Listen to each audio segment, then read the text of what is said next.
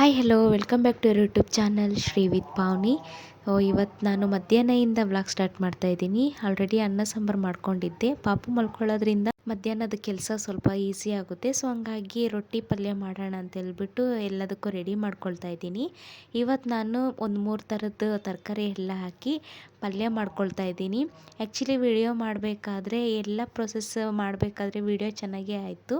ಪಲ್ಯ ಹೇಗೆ ಮಾಡ್ತೀನಿ ಅನ್ನೋದು ವೀಡಿಯೋ ಶೂಟ್ ಮಾಡಬೇಕಾದ್ರೆ ಫೋನ್ ದಿಢೀರ್ ಅಂತ ಸ್ವಿಚ್ ಆಫ್ ಆಯಿತು. ಚಾರ್ಜ್ ಇರಲಿಲ್ಲ, ನೋಡ್ಕೊಂಡೇ ಇರಲಿಲ್ಲ. ನಾನು ಹಾಗೆ ವಿಡಿಯೋ ಮಾಡ್ತಿದ್ದೆ. ಸೊ ಚಾರ್ಜ್ಗೆ ಹಾಕೋಣ ಅಂತ ಹೇಳ್ಬಿಟ್ಟು ಫೋನ್ ಚಾರ್ಜ್ಗೆ ಹಾಕ್ತೆ. ಟೈಮ್ ನೋಡಿದ್ರೆ ಜಾಸ್ತಿ ಆಗಿತ್ತು. ಶ್ರೀ ಅವ್ರು ಬೇರೆ ಊಟಕ್ಕೆ ಬರ್ತಾರೆ.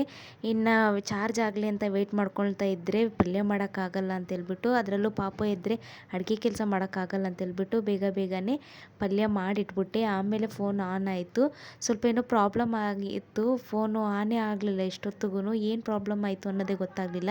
ಸೊ ಹಂಗಾಗಿ ವಾಯ್ಸ್ ರೆಕಾರ್ಡಿಂಗಲ್ಲಿನೇ ತರಕಾರಿ ಎಲ್ಲ ರೆಡಿ ಮಾಡ್ಕೊಳ್ತಾ ಇರಬೇಕಾದ್ರೇ ಪಲ್ಯದ್ದು ಹೆಂಗೆ ಮಾಡಿದೆ ಅಂತೇಳ್ಬಿಟ್ಟು ಪ್ರೊಸೀಜರ್ ಹೇಳ್ತೀನಿ. ಒಂದು 3 ಥರದ್ದು ತರಕಾರಿ ತೊಗೊಂಡಿದ್ದೀನಿ.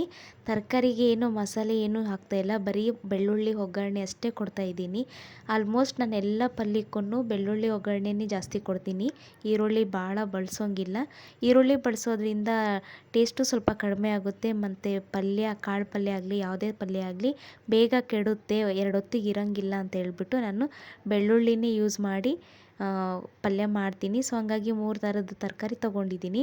ಅದ್ರ ಜೊತೆಗೆ ಕರಿಬೇವು, ಒಗ್ಗರಣೆಗೆ ಏನೇನು ಬೇಕಾಗುತ್ತೆ, ಕರಿಬೇವು, ಎಣ್ಣೆ, ಉಪ್ಪು, ಸಾಸಿವೆ, ಜೀರಿಗೆ, ಬೆಳ್ಳುಳ್ಳಿ ಇವನ್ನ ತೊಗೊಂಡಿದ್ದೀನಿ. ಫಸ್ಟಿಗೆ ತರಕಾರಿನೆಲ್ಲ ಕಟ್ ಮಾಡಿಕೊಂಡು ನೀಟಾಗಿ ತೊಳ್ಕೊಳ್ತಾ ಇದ್ದೀನಿ. ನಾನು ಯಾವ್ಯಾವ ತರಕಾರಿ ತೊಗೊಂಡಿದ್ದೀನಿ ಅಂದರೆ ಆಲೂಗಡ್ಡೆ, ಬೀನ್ಸು, ಕ್ಯಾರೆಟ್ ತೊಗೊಂಡಿದ್ದೀನಿ. ಅದ್ರ ಜೊತೆಗೆ ಮೆಂತ್ಯ ಸೊಪ್ಪನ್ನು ತೊಗೊಂಡಿದ್ದೀನಿ. ಸೊಪ್ಪು ಹಾಕ್ಕೊಳ್ಳೋದ್ರಿಂದ ತುಂಬ ಅಂದರೆ ತುಂಬ ಟೇಸ್ಟ್ ಚೆನ್ನಾಗಿರುತ್ತೆ ಈ ಪಲ್ಯಕ್ಕೆ. ಸೊ ಹಂಗಾಗಿ ಮೆಂತ್ಯ ಸೊಪ್ಪನ್ನು ನೀಟಾಗಿ ಕಟ್ ಮಾಡಿಕೊಂಡು ತೊಳೆದಿಟ್ಕೊಂಡಿದ್ದೀನಿ. ಈಗ 3 ಥರದ್ದು ತರಕಾರಿನ ಫಸ್ಟ್ ಬೇಯಿಸ್ಕೋಬೇಕು. ಸೊ ಹಂಗಾಗಿ ಎಲ್ಲ ನೀಟಾಗಿ ತೊಳ್ಕೊಂಡು ಒಂದು ಸಣ್ಣದು ಪಾತ್ರೆಗೆ ಹಾಕಿ ಒಂದು ಸ್ವಲ್ಪ ನೀರು ಹಾಕಿ ಉಪ್ಪು ತರಕಾರಿಗೆಲ್ಲ ಹೊಂದ್ಕೊಂಡು ಕುದಿಬೇಕು. ಅಲ್ಲಿವರೆಗೂ ತರಕಾರಿನ ನೀಟಾಗಿ ಬೇಯಿಸ್ಕೋಬೇಕು. ಸೊ ಆಮೇಲೆ ತರಕಾರಿನೆಲ್ಲ ಸೇರಿಸಿ ಒಗ್ಗರಣೆ ಕೊಟ್ಕೋಬೇಕು. ಒಗ್ಗರಣೆಗೆ ಒಂದು ಸ್ವಲ್ಪ ಎಣ್ಣೆ ಹಾಕ್ಕೊಂಡು ಸಾಸಿವೆ, ಜೀರಿಗೆ, ಬೆಳ್ಳುಳ್ಳಿ, ಹಸಿ ಖಾರ ಆದರೂ ಹಾಕ್ಕೋಬೋದು, ಇಲ್ಲಾಂದರೆ ಒಣ ಪುಡಿ ಖಾರ ಆದರೂ ಹಾಕ್ಕೋಬೋದು.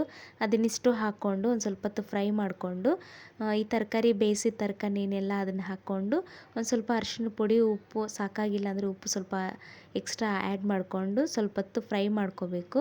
ಇದೆಲ್ಲ ಆದಮೇಲೆ ಲಾಸ್ಟಿಗೆ ಮೆಂತ್ಯ ಸೊಪ್ಪು ಏನು ತೊಳೆದಿಟ್ಕೊಂಡಿದ್ವಿ ಅದನ್ನೊಂದು ಸ್ವಲ್ಪ ಹಾಕ್ಕೊಂಡು ನೀಟಾಗಿ ಫ್ರೈ ಮಾಡಿಕೊಂಡ್ರೆ ತುಂಬ ಅಂದರೆ ತುಂಬ ಚೆನ್ನಾಗಿರುತ್ತೆ. ಹೆಲ್ತ್ಗೂ ತುಂಬ ಒಳ್ಳೆಯದು ತರಕಾರಿ ತಿನ್ನೋದ್ರಿಂದ. ಹಾಗಾಗಿ ಸೊ ಈ ಥರದ್ದು ಪಲ್ಯ ಮಾಡ್ಕೊಂಡಿದ್ದೀನಿ. ಈ ಪಲ್ಯ ರೊಟ್ಟಿಗೆ ಚೆನ್ನಾಗಿರುತ್ತೆ, ಚಪಾತಿಗೂ ಚೆನ್ನಾಗಿರುತ್ತೆ. ಸೊ ಹಂಗಾಗಿ ರೊಟ್ಟಿಗೆ ಆಗುತ್ತೆ ಅಂತ ಹೇಳಿಬಿಟ್ಟು ಆ ಪಲ್ಯ ಮಾಡ್ಕೊಂಡಿದ್ದೀನಿ. ಸೊ ಫಸ್ಟಿಗೆ ಹೇಳಿದ್ದೀನಲ್ಲ ಪ್ರೊಸೀಜರು ನೋಡಿ, ಈ ರೀತಿಯಾಗಿ ನಾನೆಲ್ಲ ಕಟ್ ಮಾಡ್ಕೊಂಡಿದ್ದೀನಿ ತರಕಾರಿನೆಲ್ಲ. ಒಗ್ಗರಣೆಗೆ ಬೇಕಾಗಿರೋ ಬೆಳ್ಳುಳ್ಳಿ, ಕರಿಬೇವು, ಸ್ವಲ್ಪ ಕೊತ್ತಂಬರಿನೂ ಯೂಸ್ ಮಾಡ್ತಾಯಿದ್ದೀನಿ. ಕೊತ್ತಂಬರಿ ಭಾಳ ಯೂಸ್ ಮಾಡೋದ್ರಿಂದ ಮೊಣಕಾಲು ನೋವು, ಸೆಳೆತ ಬರುತ್ತೆ ಅಂತ ಹೇಳಿದರು ನಮ್ಮ ಮನೆಯವರು. ಸೊ ಹಂಗಾಗಿ ಸ್ವಲ್ಪ ಲೈಟಾಗಿ ಅವಾಗವಾಗಷ್ಟೇ ಕೊತ್ತಂಬರಿನ ಯೂಸ್ ಮಾಡ್ತಿದ್ದೀನಿ ನಾನು. ಮೆಂತ್ಯ ಸೊಪ್ಪಿಗೆ ಬಂದರೆ ಮೆಂತ್ಯ ಸೊಪ್ಪು ತುಂಬ ಅಂದರೆ ತುಂಬ ಹೆಲ್ದಿ ಫುಡ್ಡು. ತರಕಾರಿ ಸೊಪ್ಪು ತಿನ್ನೋದ್ರಿಂದ ಆರೋಗ್ಯಕ್ಕೆ ತುಂಬ ಒಳ್ಳೆಯದು. ಸೊ ಹಾಗಾಗಿ ಆದಷ್ಟು ಎಲ್ಲರೂ ತರಕಾರಿನ, ಸೊಪ್ಪುಗಳನ್ನು ಚೆನ್ನಾಗಿ ತಿನ್ನಿರಿ. ಅದರಲ್ಲೂ ಬಾಣಂತಿಯರಾಗಲಿ ಇಲ್ಲ ಸಿಸೇರಿಯನ್ ಆಗಿರೋರು ತುಂಬ ಚೆನ್ನಾಗಿ ಸೊಪ್ಪನ್ನು, ತರಕಾರಿನ ಯೂಸ್ ಮಾಡೋದ್ರಿಂದ ನಮ್ಮ ಹೆಲ್ತು ತುಂಬ ಅಂದರೆ ತುಂಬ ಚೆನ್ನಾಗಿರುತ್ತೆ. ಸೊ ಹಂಗಾಗಿ ನಾನು ಜಾಸ್ತಿ ತರಕಾರಿ, ಸೊಪ್ಪನ್ನು ಬಳಸ್ತೀನಿ. ಮದುವೆಗೆ ಮುಂಚೆ ನಾನು ಯಾವುದೇ ಸೊಪ್ಪಾಗಲಿ ತರಕಾರಿ ಆಗಲಿ ತಿಂತಾ ಇರಲಿಲ್ಲ. ಹಾಕಿದ ಸೊಪ್ಪು ತರಕಾರಿನ ಕೂಡ ಸಾಂಬಾರಲ್ಲಿ ಏನಾದರೂ ಹಾಕಿದರೆ ಅದನ್ನು ಸಪ್ರೇಟಾಗಿ ಇಟ್ಟು ಮತ್ತು ಬರೀ ಅನ್ನ ಸಾಂಬಾರು ಅಷ್ಟೇ ತಿಂತಾಯಿದ್ದೆ.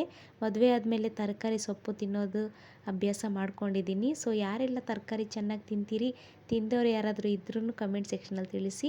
ಪಲ್ಯ ಒಂದು ಕಡೆ ರೆಡಿ ಆಗ್ತಾ ಇದ್ದಂಗೆ ರೊಟ್ಟಿ ಮಾಡ್ಕೊಳ್ತಾ ಇದ್ದೀನಿ ನಾನು. ನಮ್ಮ ಮನೆಯಲ್ಲಿ ಆಲ್ಮೋಸ್ಟು ವಾರಕ್ಕೆ ಏನಿಲ್ಲ ಅಂದ್ರೂ ಅಮಾವಾಸ್ಯೆ, ಹುಣ್ಣಿಮೆ ಬಿಟ್ಟು ಉಳ್ದಿದ್ದ ದಿನ ಎಲ್ಲ ರೊಟ್ಟಿ ಮಾಡ್ತೀವಿ. 1-2 ದಿನ ಅಷ್ಟೇ ಚಪಾತಿ ಮಾಡ್ತೀವಿ. ಚಪಾತಿ ಮಾಡೋದ್ರಿಂದ ಭಾಳ ಹೀಟ್ ಆಗುತ್ತೆ ಅಂತ ಹೇಳಿ ರೊಟ್ಟಿನೇ ಜಾಸ್ತಿ ಬಳಸ್ತೀವಿ. ರೊಟ್ಟಿ ಗಟ್ಟಿ ಅಂತ ಹೇಳ್ತಾರೆ. ಸೊ ಹಂಗಾಗಿ ರೊಟ್ಟಿನೇ ಬೇಕೇ ಬೇಕು ಊಟಕ್ಕೆ. ಸೊ ಹಂಗಾಗಿ ರೊಟ್ಟಿ ಮಾಡ್ಕೊಳ್ತಾ ಇದ್ದೀನಿ. ರೊಟ್ಟಿಗೆ ಅಂತ ನೀರು ಕಾಯಿಸಿಟ್ಕೊಂಡು ಅದಕ್ಕೆ ಒಂದು ಸ್ವಲ್ಪ ಉಪ್ಪು ಹಾಕ್ಕೊಂಡು ನೀರು ಕುದಿ ಬಂದಮೇಲೆ ಅದಕ್ಕೆ ಹಿಟ್ಟು ಹಾಕ್ಕೋಬೇಕು. ಹಿಟ್ಟು ಹಾಕ್ಕೊಂಡ್ಮೇಲೆ ಒಂದು ಸ್ವಲ್ಪ ಹೊತ್ತು ಕೈ ಆಡಿಸ್ಕೊಂಡು ಹಿಟ್ಟು ಗಂಟು ಇಲ್ದಿರ ಕಲಗಿಸ್ಕೋಬೇಕು. ಹಿಟ್ಟು ಚೆನ್ನಾಗಿ ಎಷ್ಟು ನೀಟಾಗಿ ಹಿಟ್ಟನ್ನು ನಾದ್ಕೊತೀವಿ ಅಷ್ಟು ನೀಟಾಗಿ ರೊಟ್ಟಿ ಬರ್ತವೆ. ಈ ಪ್ರಾಸೆಸ್ಸು, ಈ ಒಂದು ಟಿಪ್ ನನಗೆ ಗೊತ್ತಿಲ್ದಿರ ಫಸ್ಟು 1 ವರ್ಷ ಕಷ್ಟಪಟ್ಟಿದ್ದೀನಿ ರೊಟ್ಟಿ ಮಾಡೋದಕ್ಕೆ.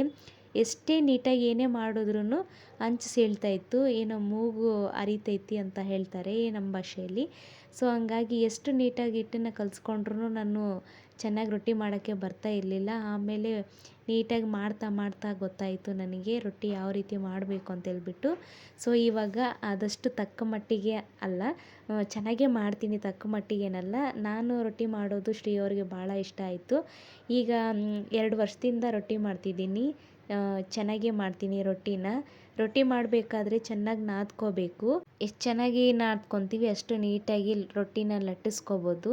ಆಗ ಯಾವುದೇ ರೀತಿಯ ಮೂಗು ಸೀಳೋದಾಗಲಿ ಇಲ್ಲ ತುದಿ ಹರಿಯೋದಾಗಲಿ ಹಂಗೆ ಆಗೋದಿಲ್ಲ. ಸೊ ಲಟ್ಸೋದನ್ನು ತುಂಬ ಅಂದರೆ ತುಂಬ ಸ್ಲೋ ಮಾಡ್ತಿದ್ದೆ, ಇತ್ತೀಚೆಗೆ ಸ್ವಲ್ಪ ಫಾಸ್ಟ್ ಮಾಡ್ತೀನಿ. ಮದುವೆ ಆದಮೇಲೆ ತಾನಾಗೇ ಎಲ್ಲ ಕಲಿತೀವಿ.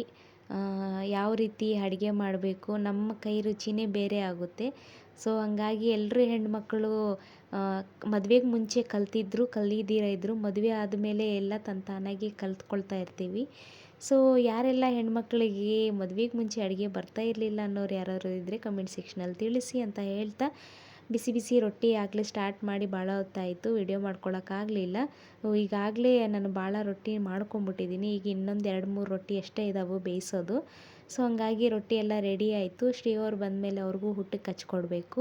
ಇದು ಆ್ಯಕ್ಚುಲಿ ಹಬ್ಬಕ್ಕೆ ಮುಂಚೆ ಮಾಡಿರೋ ವಿಡಿಯೋ, ಹಬ್ಬ ಆದಮೇಲೆ ಅಪ್ಲೋಡ್ ಮಾಡಬೇಕು ಅಂದ್ಕೊಂಡಿದ್ದೆ. ಸೊ ಹಂಗಾಗಿ ಈಗ ಅಪ್ಲೋಡ್ ಮಾಡ್ತಾಯಿದ್ದೀನಿ. ಹಬ್ಬ 2 ದಿನ ಇರೋದ್ರಿಂದ ಮತ್ತೆ ರೊಟ್ಟಿ ಮಾಡಲ್ಲ ಅಂತೇಳ್ಬಿಟ್ಟು ಜಾಸ್ತಿ ರೊಟ್ಟಿನೇ ಮಾಡ್ಕೊಂಡಿದ್ದೆ. ಸೊ ಇವತ್ತಿನ ಊಟಕ್ಕೆ ರೊಟ್ಟಿ, ತರಕಾರಿ ಪಲ್ಯ, ಕಡಲೆ ಚಟ್ನಿ, ಮೊಸರು ಅಂತೂ ಇರಲೇಬೇಕು ಊಟಕ್ಕೆ. ಸೊ ಹಂಗಾಗಿ ಶ್ರೀ ಅವರು ಬಂದರು, ಅವ್ರಿಗೂ ಊಟ ನೀಡಿಕೊಟ್ಟೆ. ಮಗಳು ನೋಡ್ರಿ ಎಷ್ಟು ಕಾಡಿಸ್ತಿದ್ದಾಳೆ, ಅವ್ರಿಗೆ ಊಟ ಮಾಡೋಕ್ಕೆ ಬಿಡ್ದಿರ. ಸೊ ಹಿಂದೆ ಹೋಗಿ ಕಚ್ಗುಳಿ ಇಡ್ತಾ ಇದ್ದಾಳೆ. ಇದಿಷ್ಟು ಇವತ್ತಿನ ವಿಡಿಯೋ. ನೆಕ್ಸ್ಟ್ ವಿಡಿಯೋದಲ್ಲಿ ಸಿಗ್ತೀನಿ. ಅಲ್ಲಿವರೆಗೂ ಬಾಯ್. ಕಚ್ಗುಳಿ ಆಗದೆ ಹೆಂಗೆ ಮಾಡಬೇಕು?